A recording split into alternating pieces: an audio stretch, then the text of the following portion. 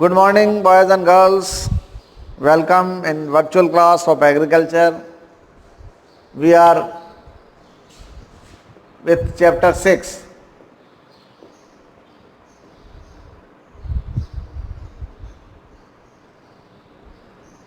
And in chapter 6, one portion we have already studied, and second portion we are going to continue. Legume crops, और legume crops में हमने एक फसल की खेती के बारे में जानकारी ली है, और आज हम दूसरी फसल के बारे में बात करें, मूंग। इसका वानस्पतिक नाम, इसका कुल का नाम, इसका उत्पत्ति केंद्र और इसका सामान्य जानकारी और महत्व। सामान्य जानकारी एवं महत्व।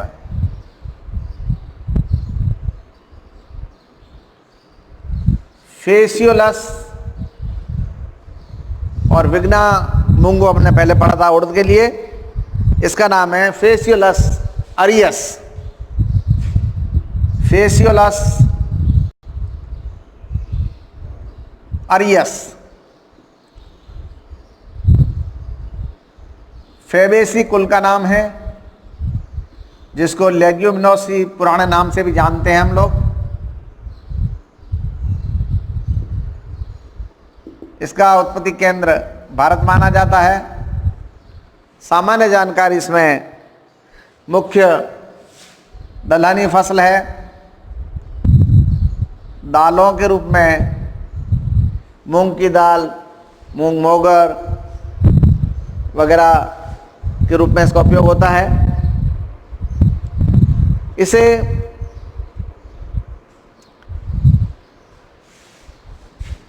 पापड़ बड़ी बनाने के अंदर, मिठाइयाँ व्यंजन बनाने के अंदर इसका उपयोग किया जाता है।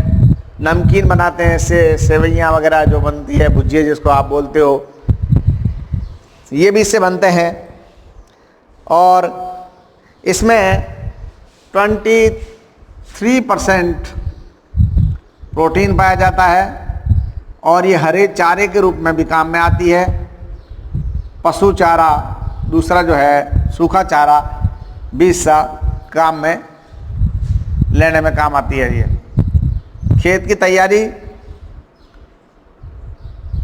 बुआई से पहले खेत की तैयारी करनी है।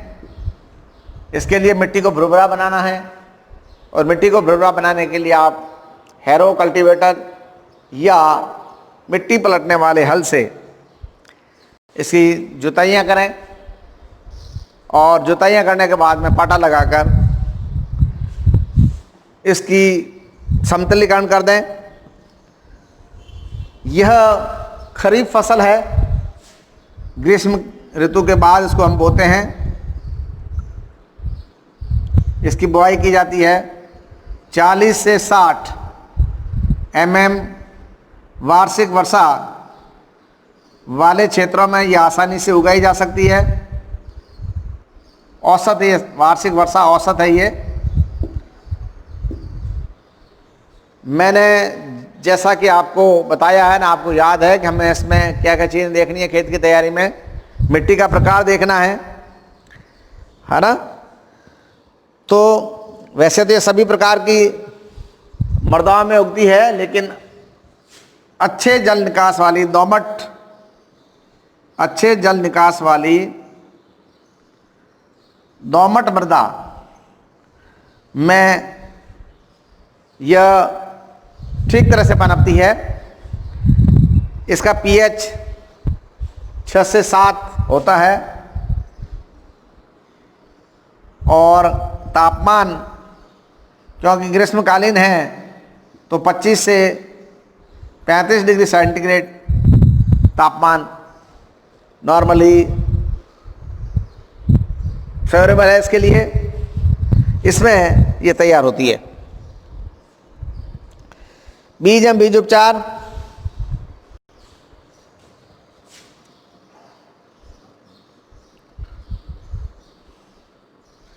बीज एवं बीज उपचार में बीज दर और बीज दर में भी दो बातें। सामान्य फसल आप ले रहे हैं, मिश्रित फसल को ले रहे हैं। मिश्रित आपने यदि सामान्य फसल ली है तो 15 से 20 किलो, और मिश्रित के लिए 8 से 10 किलो।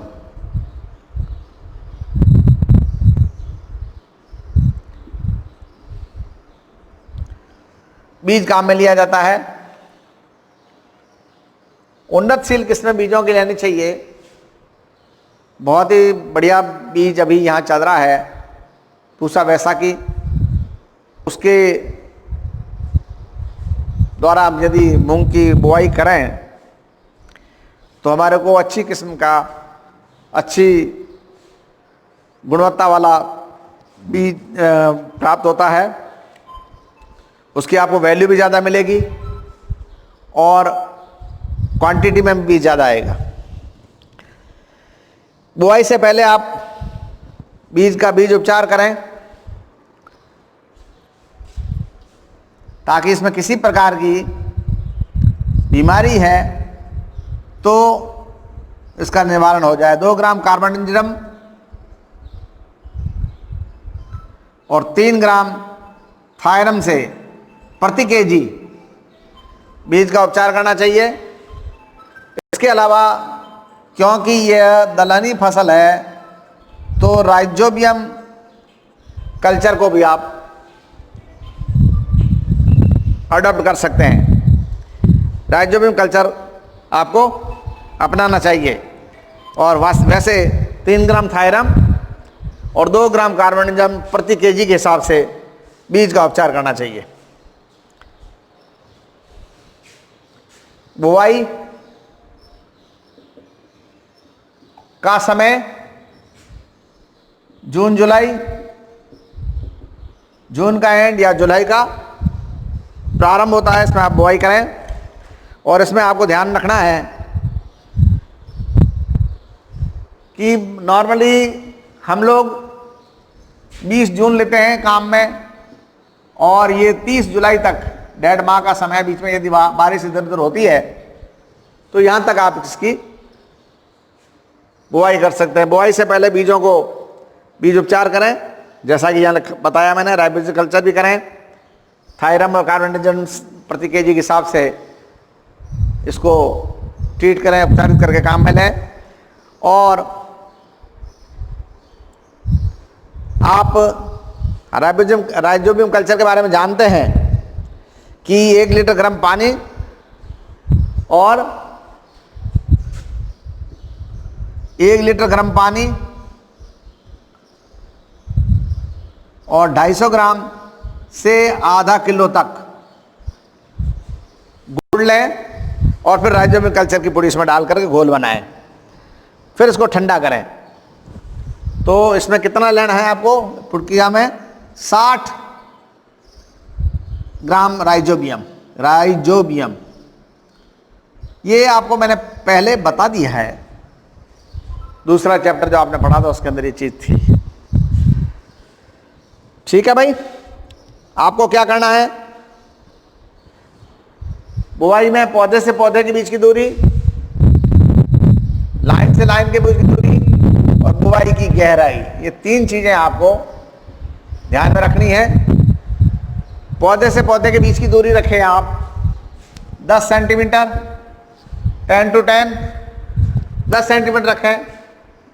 ये 25 से 30 सेंटीमीटर रखें। बुआई 4 से 5 सेंटीमीटर रखें।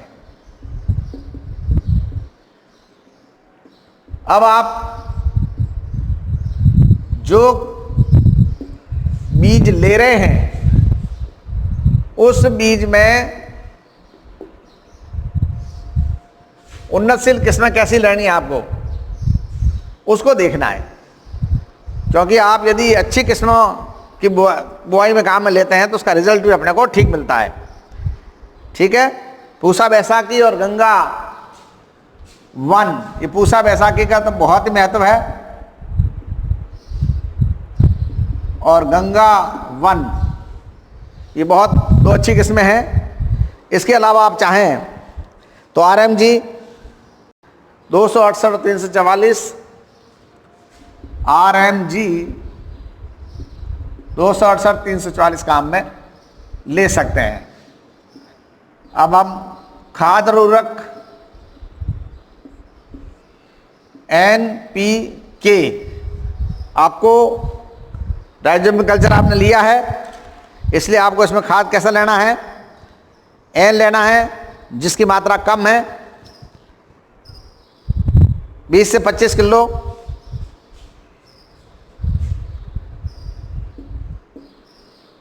30 से 40 किलो फास्फोरस लें। नाइट्रोजन आपको 2 भागों में देनी है, एक बुआई के समय और एक पुष्पन के समय। और इसके बाद आपको पोटेशियम लेना है या जिप्सम लेना है, जिप्सम 250 ग्राम। जिप्सम ये प्रति हेक्टर हैं सारे। सिंचाई इरिगेशन को कैसे लेना है आपको, इसकी जो क्रांतिक अवस्थाएं हैं 8 से 10 दिन के अंतराल में आप सिंचाई करें इसमें, अन्यथा इनकी क्रांतिक अवस्थाओं को देखकर को ध्यान में रखकर आप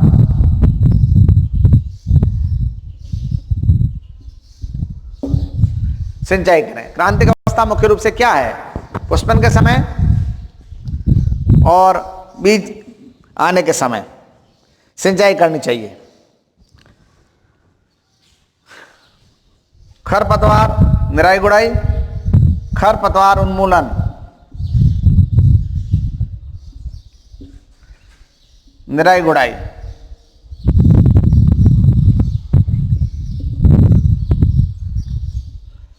पच्चीस से 30 दिन के बुआई के 25-30 दिन बाद इसमें करनी चाहिए आपको।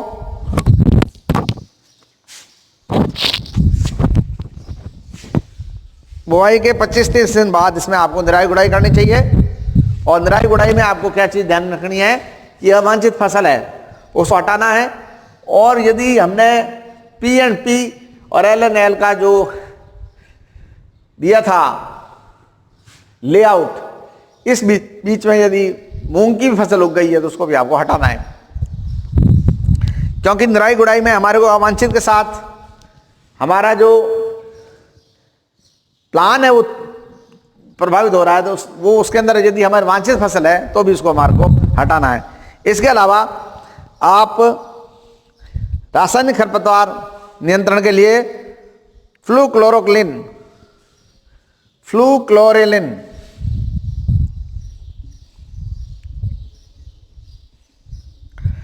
1 मिलीलीटर दवा 1 लीटर पानी में घोलकर, फ्लूक्लोरेलिन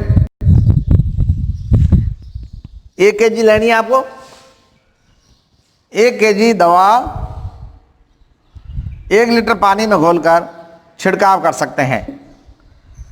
पादप व्याधियां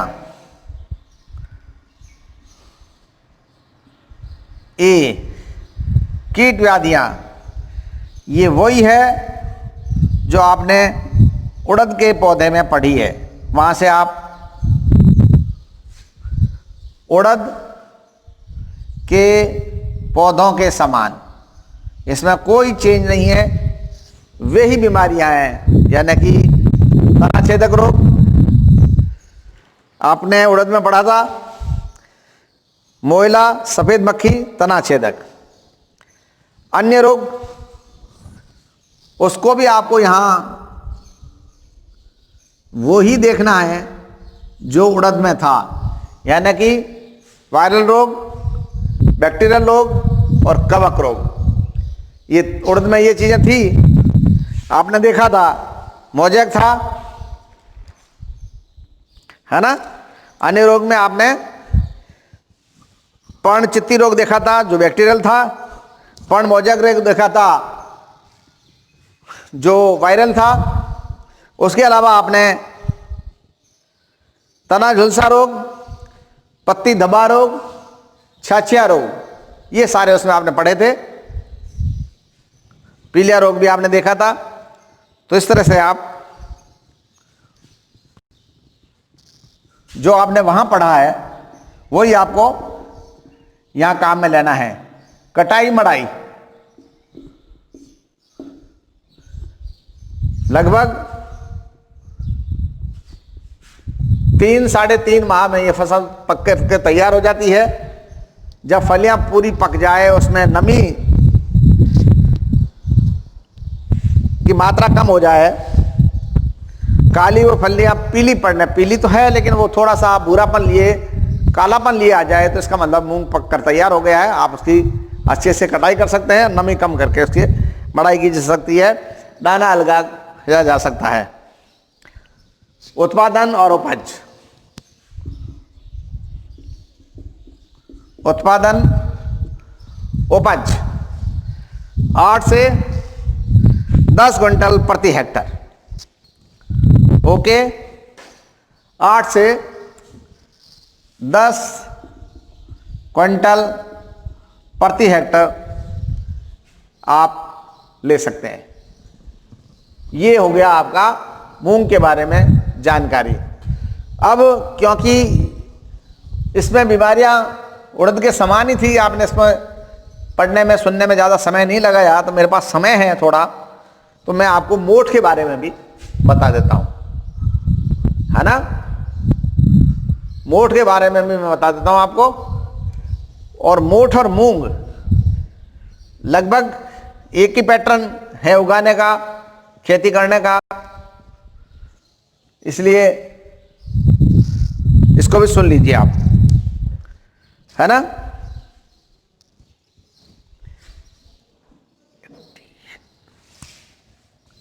मोठ वानस्पतिक नाम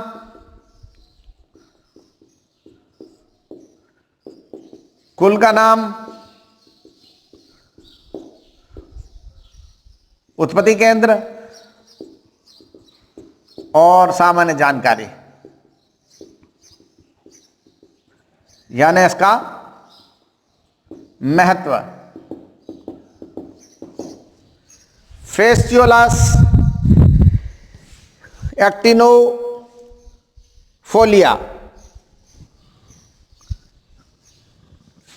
फेसियोलस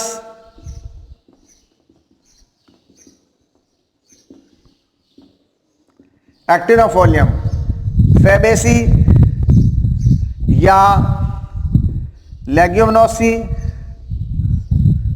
केंद्र इसका वही है, उत्पत्ति केंद्र भारत है। सामान्य जानकारी, ये प्रमुख दलहनी फसल है, दालों के रूप में इसका प्रयोग किया जाता है। इससे नमकीन बनाई जाती है, इससे पापड़ बनाए जाते हैं, इससे अन्य व्यंजन मिठाइयाँ बनाई जाती है, सब्जी के रूप में इसका प्रयोग होता है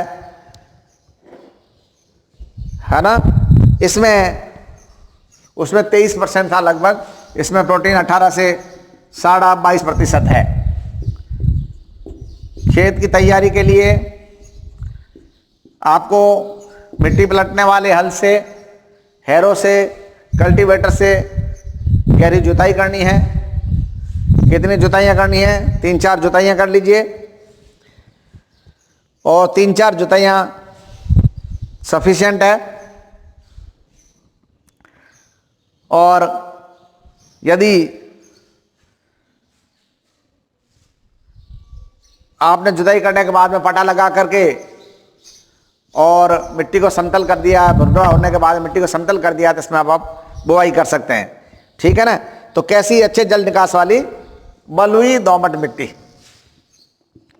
अच्छे जल निकास वाली बलुई दोमट मिट्टी, जिसका पीएच होना चाहिए वही 6 से 7, वार्षिक औसत वर्षा इसकी 40 से 60 mm, और तापमान 25 से 35 डिग्री सेल्सियस, ये यदि है तो ये फेवरेबल है, इसमें आप इसको उगा सकते हैं। बीज और बीज उपचार। बीज एवं बीज उपचार में आपको बीज की मात्रा लेनी है और बीजोपचार करना है। सामान्य फसल है तो आपको 10 किलो प्रति हेक्टर बीज काम में लेना है, और यदि मिश्रित फसल है तो 4 से 5 केजी प्रति हेक्टर मिश्रित फसल आप ले रहे हैं तो, और ये सामान्य है तो ये लेना है। बीजोपचार, राइजोबियम बीजोपचार इसमें भी आपको करना है, और इसके अलावा बुआई से पहले बीजों को स्ट्रेप्टोसाइक्लिन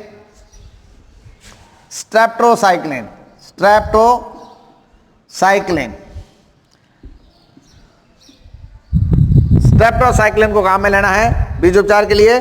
स्ट्रेप्टोसाइक्लिन आपको 100 ppm घोल में 1 घंटे 1 लीटर पानी में रख करके बीजों को उपचारित करके फिर बोना चाहिए।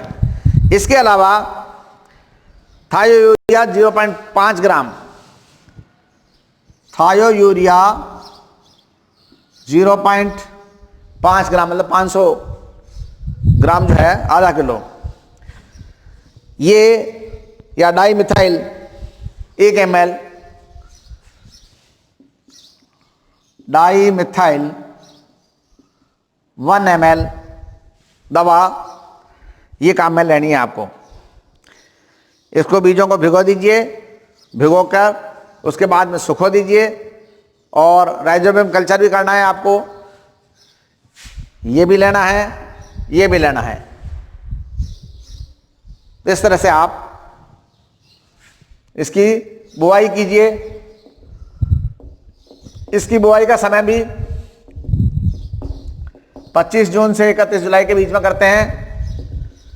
पैटर्न वही है, बीज की आपको कितनी गहराई लेनी है और बीज में उगाने जो कतार से कतार की दूरी कितनी रखनी है, पौधे से पौधे के बीच की दूरी कितनी रखनी है। ठीक है, 15 से 20 सेंटीमीटर पौधे से पौधे की दूरी, कतार से कतार की दूरी 40 से 45 सेंटीमीटर। बीज गहरा बोना है आपको 4 से 5 सेंटीमीटर। अब आप खाद और उर्वरक दें। NP के नॉर्मली हम इसको नहीं ले रहे हैं, आपने मूंग में भी नहीं लिया था। नाइट्रोजन लें 10 किलो और फास्फोरस लें 30 किलो। जिप्सम की इसमें आवश्यकता नहीं है। 10 kg और 30 kg ये आपको 2 टुकड़ों में देनी है। ठीक है। खरपतवार नियंत्रण,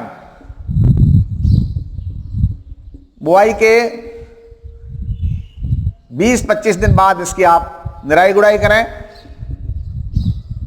निराई गुड़ाई, और निराई गुड़ाई में आपको, जैसा कि आप बराबर सुनते आ रहे हैं, बराबर जानते हैं भी हैं आप,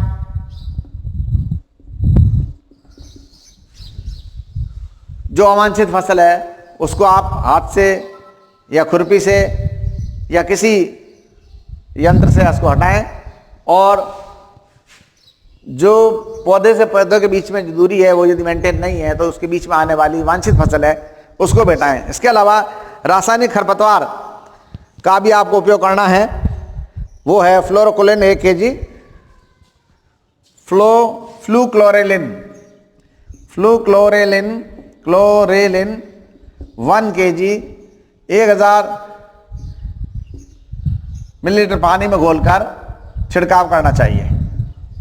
सिंचाई 8 से 10 दिन वही है कि अंतराल में सिंचाई करनी चाहिए, और क्रांतिक अवस्थाओं को देख करके, यानी कि दाना पुष्पन के समय और दाना आने के समय, ये आवश्यक है। ठीक है।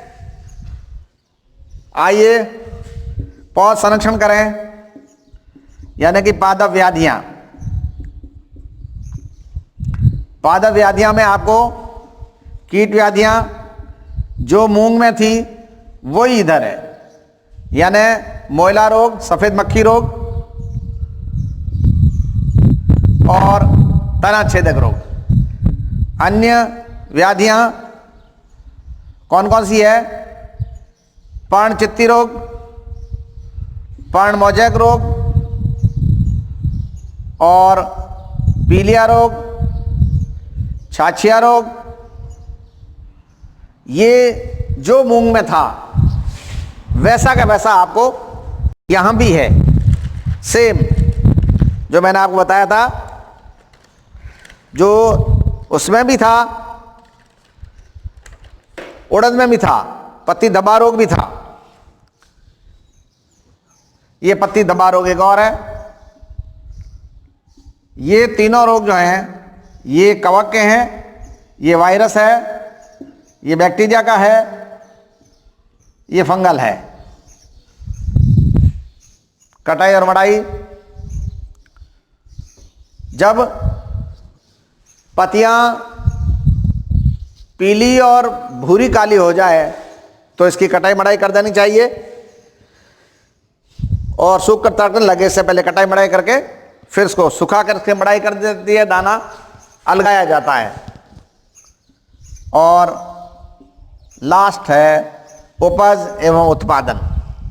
उपज और उत्पादन में आपको जितना मूंग में उपज और उत्पादन हुआ है उतना का उतना उत्पादन यहां भी है, 8 से 10 क्विंटल प्रति हेक्टर। तो ये दो फसलें क्योंकि रिलेटेड थी आपस में, इसलिए मैंने दोनों को ही आज आपको करवा दिया है। इसको आप देख लीजिए। इसमें ज़्यादा उन्नतशील किस्में रह गई इसमें ना, उन्नतशील किस्में इसमें मैंने अभी बताई नहीं है, क्योंकि मेरे को ध्यान में आया कि मैंने मूंग में तो आपको बैसाखी, मूंग और गंगावन बता दिया। यहाँ पे उन्नतशील किस्म जो है वो विकास ज्वाला जड़िया उन्नतशील किस्म है। विकास ज्वाला, विकास उन्नतशील किस्म है। ज्वाला जड़िया काजरी मोठ, काजरी मोठ इज ए वेरी इंपॉर्टेंट। काजरी मोठ ये काजरी में विकसित किया गया है, एक जड़िया है, ये इसकी उन्नतशील किस्म है जो आपको काम में लेनी है। तो आज मैंने आपको 2 दलहनी किस्मों के बारे में जानकारी दी। एक उड़द की आपको जानकारी पहले दी थी। उड़द के अंदर, मूंग और मोठ के अंदर जो रोग हैं वो लगभग एक जैसे ही हैं, इसलिए आप रोगों के ऊपर ज़्यादा किसी एक को याद करेंगे तो ऑटोमेटिकली आपको दूसरे ध्यान में आ जाएंगे। बाकी उसमें ज़्यादा दिमाग लगाने वाली बात नहीं थी, क्योंकि जो इसका विवरण है वो विवरण काफ़ी आपस में मिलता जुलता है। इसलिए एक यदि पौधा आपको ध्यान में है तो दूसरे पौधे के बारे में भी आपको अच्छी तरह से जानकारी हो जाती है। उड़द, मूंग और मोठ पढ़ने के बाद में आपको एक और पढ़ना है, अरहर पढ़ना है, चवला पढ़ना है और चना पढ़ना है। 6 फसलें हैं इसमें। उसके बाद में दलहनी फसलें पूरी हो जाएगी। आपसे मैं अपेक्षाएं करता हूं कि आप जो जो चीज़ आपको बताई जा रही है उसको रेगुलरली देख रहे हो, और रेगुलरली देख रहे हो तो आप अपना और सभी का अच्छा कर रहे हैं। तो wish you all the best. Thank you very much for being with me.